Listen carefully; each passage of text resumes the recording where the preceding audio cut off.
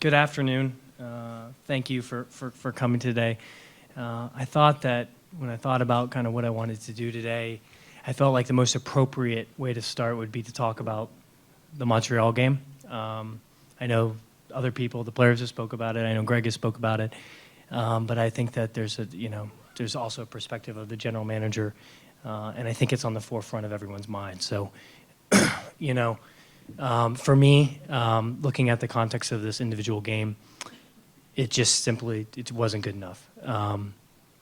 There's not one person in this room who thinks that is satisfied with just making the playoffs. The game was one where we laid an egg. There was a lot of anticipation toward the match. There was a lot building up to it.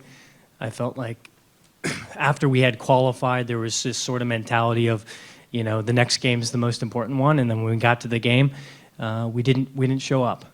I think Bill had mentioned that he's embarrassed, and certainly sharing that feeling. I'm embarrassed for myself. I'm embarrassed for the team. I think all the players are and coaches are, and I think that the ownership is as well. So I think that's I wanted to at least come out and talk a little bit about that game. But that said, I do feel like when we think about that game, we need to learn from it. We need to move on. We need to get back to work. So that's kind of, I can answer questions about the Montreal game, but let me speak a little bit about the rest of the season, and then we'll get to the questions. I do feel like we have made progress this season. We can get into the specifics later, but we've made progress in a number of fronts. But when it comes down to it, this season we simply weren't good enough on the defensive side of the ball. On the offensive side of the ball, I think that we did some good things, but at times we left ourselves exposed, which ended up meaning that we conceded a lot of goals, a very high number of goals, an unacceptable number of goals. So I'll be working with Greg in the offseason and all the coaches, and our whole mission this offseason and next season will be to figure out how do we plug the holes in our defense and how do we collectively defend, and how we're going to have the defensive mentality that we don't get scored on. That's who we are. That's what we want to be, because I know this team can score a lot of goals. We've proved it this year. Now we just need to take that next step and make and balance out our team. So that's the general overview, but feel free to ask questions.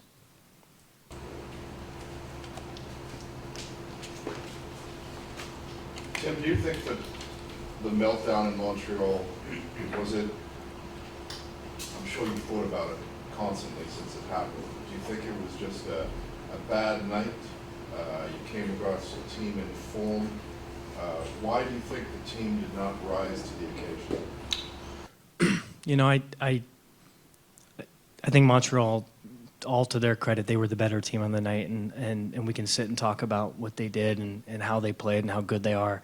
But that's for another day. For us, it's about looking at ourselves in the mirror and saying, why weren't we good enough? I think that you can talk some tactics, but for me, it seemed like it was more of a mentality when we stepped on the field. I think that they were ready to play.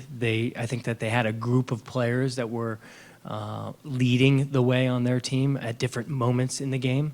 I think that our team, for whatever reason, I can't answer it. I think that it's really still recent. I think that we need to sit down and talk with the coaches.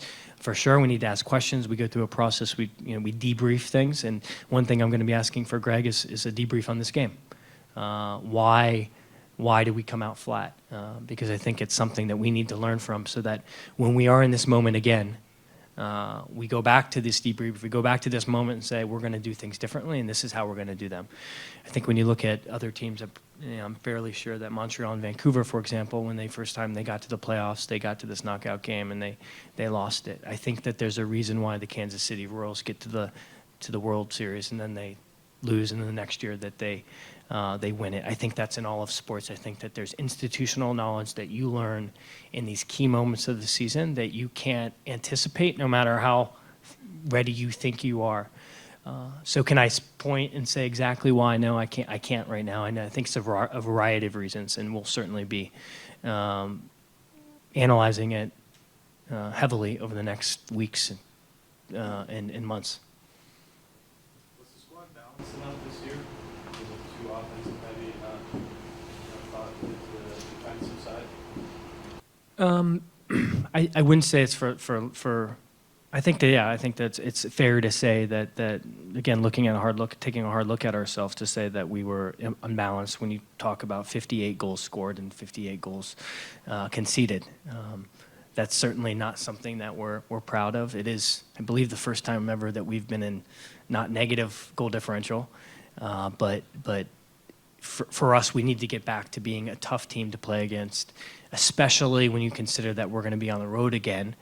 And it goes back to lessons learned from this year, right? We went on a 7-game road trip, but it seems and appears that it's going to be at least 7 games this year. So how can we go on the road and be a team that's really hard to play against? No team wants to play us because they know that they're going to be hard to. It's going to be hard to score against. So, yeah, I think it's fair to say that we're unbalanced, and we need to everything we do, we need to approach it with, let's have a balanced squad. Whether or not that's preseason preparation, whether or not that's player decisions, we need to make sure that we have a balanced squad. Tim, as you know, there's been a lot of talk in Toronto recently about the roles of presidents and general managers with the Blue Jays. Now that Bill Manning is here as team president, he says, when I asked him this question, he said that you would be focusing on soccer, and that perhaps you've been asked to do some things outside of soccer that would be his job. But has your role changed, or would you be making the same decisions that you'd be taking to him now that you took to, I don't know who before, Mr. Lewicki? Has your job changed with the president in place, or will it change? It'll change, but not in the way that I feel everyone in this room understands my role is changing. I think there's a lot of things that I do that maybe people don't know that I do,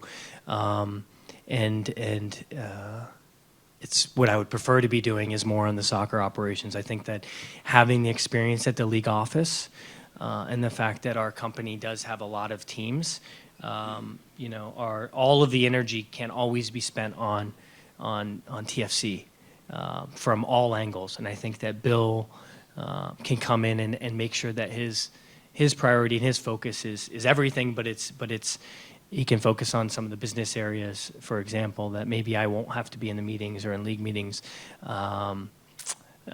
anymore.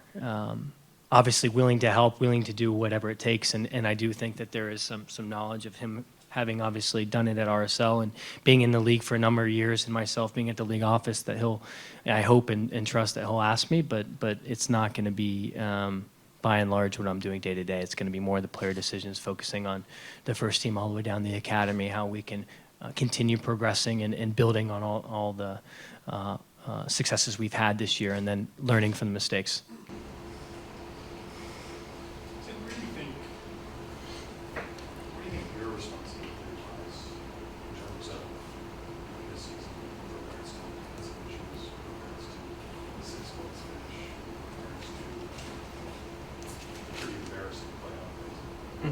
Where do you think your responsibility? Well, I think I'll start off with answering that question with what I said before, which is there's not one person in this building, in this club, who's satisfied with just qualifying for the playoffs. I think that when you look at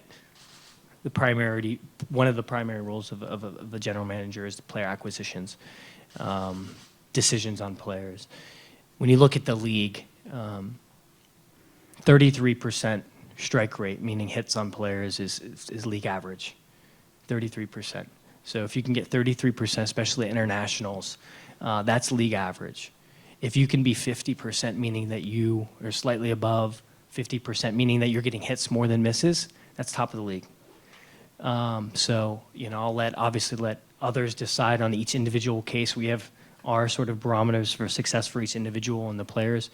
Obviously, the fans and the media can decide on sort of the decisions. But I think that we believe we had more hits than misses this year, and one of the players was arguably one of the best players in league history. So certainly, when we look at where there's been mistakes or where we've come up short, we're in this together, right? That includes myself. I need to improve. There's things that I need to do better on all fronts, right? Some of it could be more focused because I'm not, doing more responsibilities because Bill can take over that. Some of it is just working harder, being smarter, analyzing, player decisions in a different way, questioning myself. I mean, I'm open to evaluating the responsibility and taking it on because I do think that this is a special project that is unlike any in a Major League Soccer and in some ways unlike any in sports. To take a team that's been down and out for 8 years, never really won. It was a winning team off the field, but certainly not on the field. And to take it and turn it into something special is something I still cherish. And there's going to be mistakes along the way, and I'll hold my hand up. And from moving forward, I just want to get better. I think that's what everyone wants to do. Was it where you thought it would be at the start of the season? Did you kind of come short of that start date or exceed it? That's what I'm saying. No, I mean, I think which one? Which strike rate? Just the general strike rate in terms of. Yeah, I think I think anytime you overhaul the roster in 2 years running, very difficult to salary cap rail when you have $3.5 million and roughly 1.5 is tied up in 3 players. The rest, on average, is going to be significantly less than it would be on a team without 3 DPs. So you have less, obviously funds to work with in terms of getting players. So you have to be creative. I think that using all of the drafts that we used this year, I think we were able to find some adds. Some players that came on and certainly added value. So did I bat 1,000? No. But what's the good news, I think, about it is that we have a solid core and a good foundation. I think everyone would agree with that, at least internally. We have something to build on, more so than we've ever had before. We have a core group of guys that have been there and done it. We don't have to worry about this idea that we've never made the playoffs before. That is just gone. We sort of exercise those demons. So, I think, can we improve? Yes. Can I improve? Yes. But you shoot for 1,000 knowing that you're probably not going to get it. But if you can be above league average, then obviously you're doing something right. Tim, you had some misfortune with your back line with Caldwell having to retire early and then Mark Bloom having an injury that turned into a season-ending one. But for some of us, it seemed surprising that there wasn't really your best right back was your left back. It seemed to be, which doesn't seem to be the best situation. Were you tied financially in terms of getting a right back? Did you feel that the options you had didn't perform, or injuries change your hand? It just seemed that was one position that was always an issue.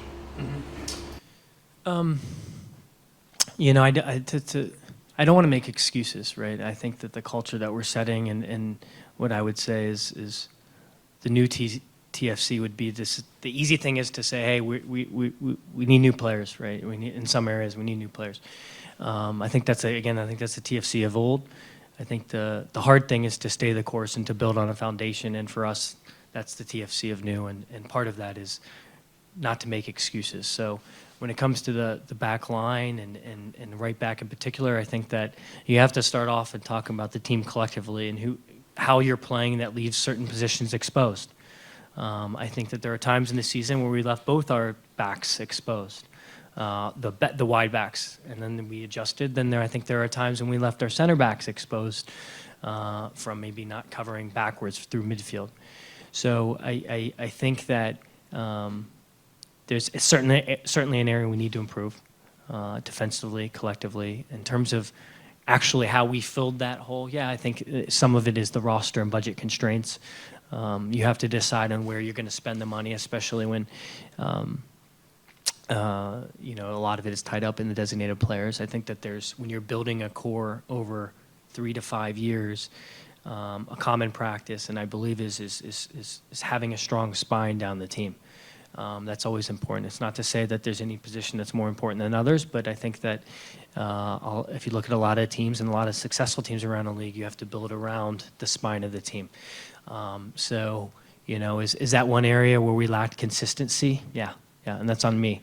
When it comes down to the right back and the lack of having one guy that we could settle on, the fact that we had to move around in different places, but we'll moving forward and looking at our roster, we're obviously looking to be more consistent across the back line. If you look at some of the successful teams in MLS, they have the same 4 to 6 players playing most of the games. So whether or not it's right back or center back, we'll be looking to have that characteristic at TFC. And the goalkeeper situation, you have Joe start the year, and Chris comes in, Joe's back in, he gets pulled. Are you happy with that situation right now, or do you expect there to be some changes in the offseason? I think it's too early. We have to sit and meet with the players to figure out where their mindset, including the goalkeepers. What I've said from the beginning is just we weren't good defensively, and goalkeepers are part of that. Maybe they're the most important piece. Starts with collective defending and the forwards and midfielders, and then goes to the back line and the goalkeepers. So kind of going back to what Neil asked about the right back, would I prefer to have someone that's our go-to guy and that is consistent and that we stick with? Yeah. But I also believe that there should be competition in each position, and if you're not performing or if you're not doing what needs to be done, there has to be accountability on this team. High-performing teams, whether or not it's soccer or any other sport, you have to have players that are holding each other accountable, coaches, front office. And if there's an error, something that happens on multiple games, sometimes you have to make a change. Maybe you don't for there are other reasons, but that's an area where we felt like at different times a year, whether or not that was because of injury or because we were conceding too many goals, we wanted to have a different look. We felt like it, certainly Greg's decision and the coaching staff, but he felt like it made sense to change. But moving forward, a theme of ours will be getting better, conceding fewer goals, being better defensively, being more consistent, how to do that, have a consistent back line and a goalkeeper and then some cover in front of them. Is it possible to say at this stage, Tim, what kind of flexibility you have within the salary cap? Or is it too early to tell? Not much. Not much now. I think that we found ways over the last couple of years to be creative. I think you have to make some hard decisions. You have to think about it over the long term. I think that's something that we've done a good job over the last couple of years is building toward a core, but also working in some players that are younger or maybe aren't from the beginning of the season a starter, but by the end of the season, everyone will point to that player and say, hey, he could put in a shift, or he could be a starter. Marky Delgado being one of them. Jay Chapman being one of them over the next couple of years. And in a salary cap world, you're going to have players that are making something south of $100,000 that need to play minutes, a lot of minutes.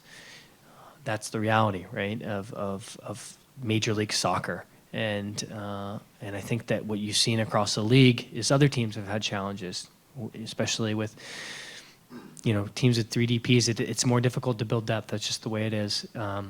It's our burden. It's who we want to be. We want to be internationally recognized. We want to compete for championships, and we want to do it with 3 DPs. The rule is created to be competitively neutral. That's why their budget charge of the 3 players is so high, because you should be able to build your roster without designated players and win, which is, if you so choose to do that, then you're going to have more money to spread across the team. So there's obviously salary and roster constraints. I think every team deals with it. I think every team will spend to the cap because of the world valuation of players and what they're at and where they are in North America. So are we constrained on our budget? Yeah, we are. But we are every year, and we'll figure out a way to be compliant and be not only competitive but successful. For the record, you expect all 3 DPs to be back next season? Yeah, all 3 DPs. Yeah. Why? We like to sign a 4th, if you've noticed, the last few years, and we make a decision at the end. But I'm just kidding. But. Why the decision to sign her at a trade deadline? It seemed an odd reason because you had depth in the position, whereas I Why not sign him? Why sign someone where you had at a position where you had depth? Why not bring him in the defensive reinforcement? So to go back, and think about what our team was, who we were, what we needed to be a successful team to get to the playoffs and to make a run, we felt like defensive area was the first area to address, in which we addressed with almost three signings. So we had obviously Ahmed, Josh Williams, and in a way, the move for Jackson at that time sort of all coinciding, saying, okay, him stepping up, him saying, I'm going to embrace this role. We felt like we were addressing the biggest need. So it wasn't like there was no action. We knew that we needed, there's a couple decisions you can make. One is to leave the team as is and get through it, and we have some young pieces that we can put in, but we decided we needed to act, and we made 2.5 moves, if you consider that sort of the change in Jackson on the back line. Now, to answer your question about Herc, we have a player, Sebastian Javinko, is very special on our team, and Josie Altador. Both of those players were scoring a bulk of our goals, and we're playing a lot of minutes, and we're going to get called up to the national team. So for me, I have to manage risk as a general manager and figure out what is the biggest risk on our team, and one of them is that we lose Seba. I think that would be, everyone would agree that would be one of the biggest misses. So the question is, who's going to step up to score those goals? For me, we had a hole there, especially if you count, Josie being away with the national team. So we felt like Herc could come in and score the big goal because of his MLS experience. That's the other thing that we felt like we needed. We needed a player who'd been in the playoffs and has won before. So when we looked at those two factors, hey, what are the biggest risks to our team? And we need players with the mentality and the experience of MLS playoffs. We thought that Herc was a good fit. When you look towards next year, and there's going to be more international competitions and things like that, several like roll into the Euros, how does that change the way you go about the offseason? If it does it all, and is there talks with the league about the amount of international games? There needs to be. Our league, as we grow, and I think we had a record number of players called into the national teams at one window. I think it was around 60 or 70. We can't lose 60, 70 players during our competition if we want to be among the best leagues in the world. That's just the truth. I don't think there's anyone who denies that. So the question is there are some teams without national team players or only a few, and they'll be okay with playing their games on international dates. We're not one of them. We don't have that luxury. We have players that there's twofold. We have some of the bigger name players are getting called up to the biggest national teams in the world, but we also have a responsibility to develop Canadians and that are going to play in the World Cup qualifying. They're going to play in Pan Am games. They're going to play in Olympic qualifying. We made decisions this year to let some of our younger players go who maybe they would have gotten minutes with the first team, but we wanted them to experience the qualifying for the Canadian Olympic team. So, when you think about all those factors, each year you feel like it's going to get better next year, but then there's a new competition. So now we have the Copa Centennial next year, where the U.S. will be playing and hosting, and the league is talking about possibly taking a break. I'm not sure if anything has been decided or announced on that front, but it's something that we have to account for. And so as we build our schedule and the league allows us to give input, we need to try to schedule our games around the windows more so than other teams. It would really appreciate if the league would help us in that way, and I think they will. But over time, as this league grows, it needs to be, I believe, personally speaking, it needs to be a mandate. We can't play on those dates. It makes it challenging because you'd have to play more midweek games. We're saddled with weather in some markets, including ours, so you can't extend the season. But we can get creative. I think so. Take two more. How much of a priority would we put on re-signing Justin? Something you would agree to as a part of this team? What's the expectation? Are you confident that it'll be done? Yeah, we're in talks with Justin now. It is a priority for us. Justin has been one of our most reliable, consistent players, obviously in terms of minutes, in terms of who he is as a person. He logged the most hours in the community, something you guys don't know. Justin's just he's all over the place. In every community, he has his reading program. And then he shows up on Saturday and puts in a shift, and you're rarely questioning his devotion and commitment. So, needless to say, it's a priority for us. I don't want to speak too much about that when we're in negotiations, but we are, and we hope to be completed soon. Jim, would it be fair to say, and you guys put in so much work into getting this team right, you got your DPs right, you made some great moves with the Delgados and things like that. I'm glad you feel that way. Not everyone does.